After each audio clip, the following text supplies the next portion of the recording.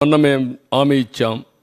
హామీ ప్రకారం ఇమీడియట్గా ఏం చేసాం, 3,000 రూపాయలు పెంచాం, 4,000 రూపాయలు పెంచాం. 3,000 రూపాయల నుంచి దివ్యాంగులకు 6,000 పెంచాం. కొంతమంది ఇంట్లో నుంచి లేని వాళ్ళకి 15,000 పెంచాం. బెడ్ నుంచి రాలేని వాళ్ళకి 15,000 పెంచాం. అది మానవతా దృక్పథం చేయాలి. నిర్ణయం చేసాం. మళ్ళీ ఉచిత ఇసుక చెప్పాం. ఉచిత ఇసుక ఇస్తాను ఇచ్చాం.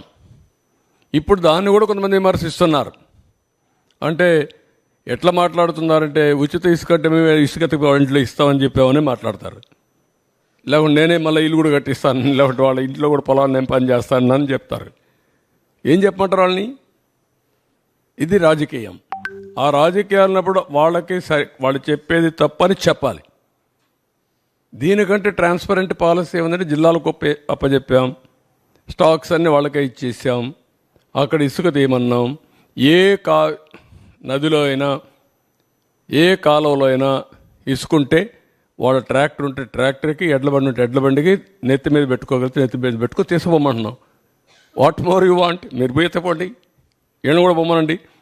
వాళ్ళ ఊరికి పోయి ఒక ఎడ్ల బండి కట్టుకొని తీసుకుపోమని ఇంటికి. ఎవడొద్దన్నాడు? ఎవరు అడ్డపడతారు? అలాంటి బుద్ధి జ్ఞానం లేకుండా చేసి వాళ్ళని ఏమనాలి? వాళ్ళని మనుషులు అనాలి? ఉంటే వింత పశువులు కూడా ఉండవు మారిగా ఉంటాయి. ఇవన్నీ ఉంటాయి ఛాలెంజెస్.